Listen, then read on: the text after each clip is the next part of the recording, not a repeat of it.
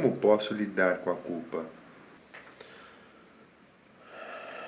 A primeira coisa a ser compreendida sobre a culpa é a distinção entre a culpa que lhe é imposta de fora e a culpa que você mesmo cria para si mesmo. A culpa que lhe é imposta de fora, você não tem obrigação de alimentar. É sempre uma tentativa de manipulação. Essa tentativa de manipulação pode vir de uma organização religiosa, que é uma moral que você não criou, que lhe foi imposta de fora. Pode vir de um parente, pode vir de amigos, pode vir do cônjuge. O que é esse tipo de culpa? Alguém criou um padrão de comportamento de como você deveria ser, através de uma expectativa sobre um comportamento ideal. Ninguém com autoconhecimento que seja equilibrado e consiga atingir a felicidade dentro de si vai criar esse tipo de expectativa. O próprio fato de alguém ter criado isso mostra que a pessoa não é uma pessoa equilibrada. E por que eu deveria ouvir o padrão de como eu deveria agir de uma pessoa desequilibrada? As religiões criam a culpa no ser humano como uma tentativa de manipulação. Eles olham algo que eles sabem que você não vai conseguir controlar, que esses próprios sacerdotes não conseguem controlar. Olham aquilo que é natural e humano e ensinam para as pessoas desde criancinha como algo ruim. Quando você sente aquilo que é natural e humano, inclusive no sacerdote que disse isso, você sente culpa, você sente como se você fosse menos do que os outros. Você sente como se você fosse indigno, anti-espiritual. Você sente que você está fazendo algo ruim, você está sendo algo ruim apenas por ser um humano. Você sente culpa de sua humanidade. Sentindo essa culpa em relação a Deus, você tem um sentimento de dívida com essa organização religiosa. Esse sentimento de dívida cria em você um comportamento de obediência e torna mais fácil que você seja manipulado. Esse é um jogo sujo e criminoso criado pelas religiões para manipular o ser humano. A culpa, quando vem de fora, também pode vir da família ou de um cônjuge. Pessoas com um padrão fixo de como as coisas devem ser tentam impor culpa quando você age, pensa ou vê o mundo de forma diferente, para que você volte para o cabresto, volte para o comportamento de grupo, volte a ser um gado. Essa tentativa de culpa é a não aceitação do pensamento diferente, do pensamento questionador.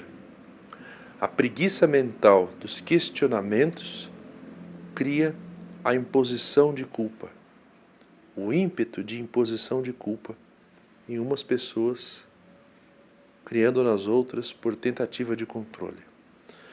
Devemos ser firmes e dizer não para esse tipo de manipulação, onde querem que você negue a sua humanidade e deixe de ser quem você é, apenas para ser mais um documento, um número, um código de barras, um produto, um boneco controlado, dentro da grande massa de gado. Essa culpa que vem de fora deve ser rejeitada com firmeza. Uma vez que você evidenciar através da autoobservação que você está sentindo culpa, você deve olhar para isso e ver. É uma culpa que veio de dentro. Eu realmente agi em desacordo com o que eu acredito? Ou é apenas a tentativa de alguém ou alguma organização de me manipular? Se você observar que isso é de fora, seja firme, seja você. Não aceite isso. Porém, também existe a culpa que vem de dentro, quando as suas ações entram em desacordo com aquilo que você mesmo acredita ser correto. O meu convite é para que você investigue os seus próprios paradigmas. Isso que disseram ser correto ou não, realmente é algo que faz sentido? É algo lógico? É algo pautado no bom senso? Ou é apenas mais uma crença usada para controlar o ser humano? Uma vez que você já conseguiu amadurecer e despir-se dessas crenças de controle, e você acredita firmemente em coisas que, para você, em sua verdade individual, aquilo não é correto, e o seu comportamento continua repetindo isso, você tem que analisar o porquê. O porquê é simples, é a imaturidade. Você consegue ver o que é certo e o que é errado, mas não consegue agir em acordo com aquilo por não ter maturidade. Porém, continuar remoendo esse sofrimento da culpa não vai ajudar você a ter mais maturidade. Você deve focar sua energia, sua atenção em ampliar a sua maturidade. E o melhor método que eu conheço é a meditação e a autoobservação. Na autoobservação de si mesmo, 24 horas por dia, você observa que aquele eu perfeito que você pensa sobre si, todo mundo sempre tem uma excelente autoimagem, é diferente do que você realmente é, de como você realmente se comporta. Não adianta você repetir que você é a consciência pura que a tudo observa, não é o corpo, não é a mente, mas continua manifestando no seu comportamento um alto nível de ignorância. Não adianta você repetir que você é o espírito, que você é a luz, mas continua agindo em desacordo com isso. Portanto, quando você entra em choque com o seu nível de maturidade, devido a um pensamento do que seria o comportamento ideal, você gera uma culpa que nasce de dentro de você. O meu ponto de vista é que você não deve entrar em choque com aquilo que acontece. Como você se manifesta é a realidade de como você é agora. É óbvio que isso é diferente de um ideal, que pode até ser enxergado por você como certo, mas você ainda não tem esse nível para ter esse comportamento. Então, ao invés de ficar em duelo consigo mesmo, entre aquilo que você é hoje e o que você pode tornar-se amanhã, eu digo que a melhor forma é a aceitação. Eu vejo muita gente repetindo espiritualidade, meditação, transcendência. Mas o que realmente bate forte na pessoa, no fundo, é o sexo, dinheiro e poder. Então cria-se um dualismo entre coisas mundanas e coisas espirituais. A proposta dentro daquilo que eu ensino é você mergulhar fundo dentro desse mundanismo e parar de dividir entre mundano e sagrado. Se hoje o que deixa você feliz, o que você consegue expressar, são coisas que você mesmo considera mundana, não deixe que isso crie culpa. Observe, deixe isso acontecer e aceite. Hoje, esse sou eu. Amanhã pode ser algo mais elevado, algo diferente, que irá se transformar através da meditação com o tempo. Se uma fruta verde tem como ideal ela tornar-se madura e ela sente culpa por ela ainda ser verde, essa culpa irá amadurecê-la? Não. Continue firme em sua prática espiritual e aceite a si mesmo. A visão do que eu ensino não é ensinar entre mundano e sagrado, como uma diferença, como algo opostos.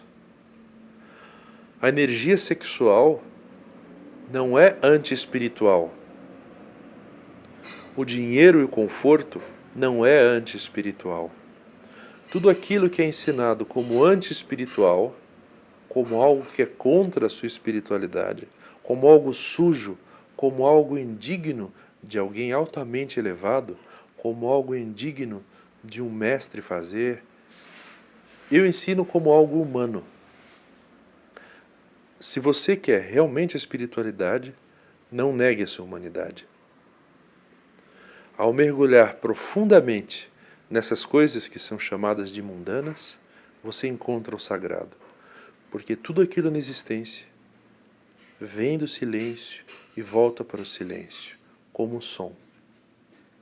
Todas as manifestações do som surgem do silêncio e voltam para o silêncio. Quando você amadurece plenamente o seu nível de sabedoria, você não faz distinção entre o mundano e o sagrado. Você consegue ver, até mesmo naquilo que é considerado mundano, um plano de fundo sagrado.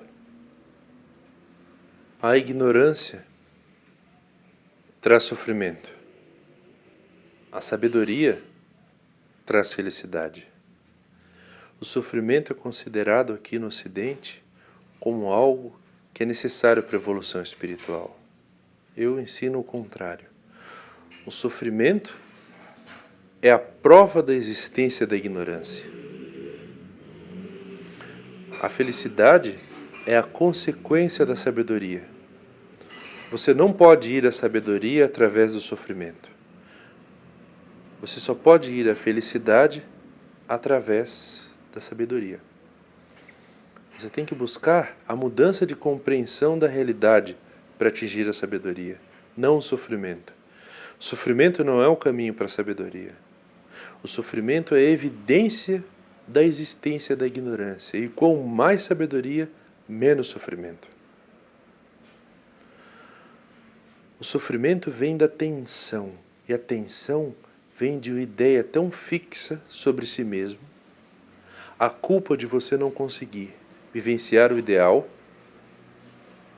por ver a si mesmo de uma forma muito séria, muito tensa. Com mais sabedoria, menos tensão.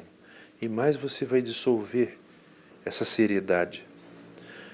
A presença de uma seriedade, de um ponto de vista fixo sobre a existência, de um ponto de vista tenso, é uma tentativa de manipulação da realidade.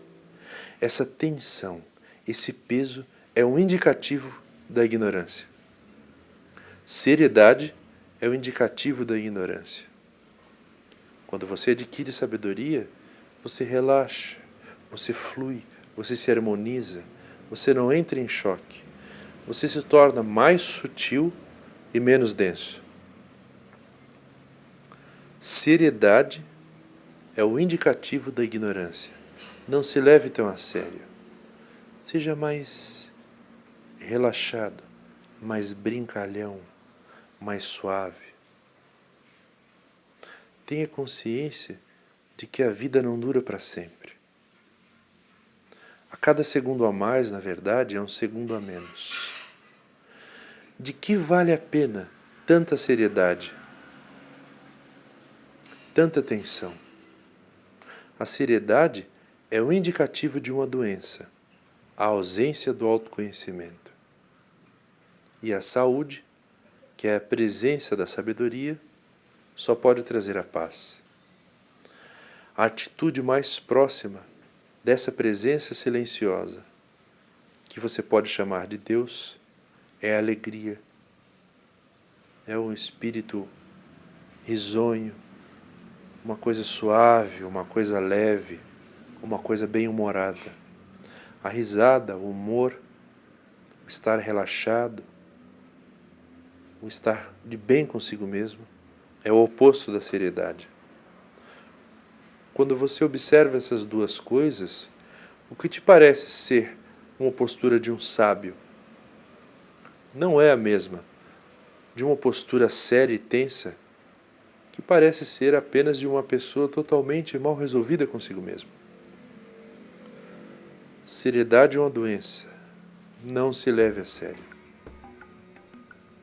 Essa vida aqui não dura para sempre.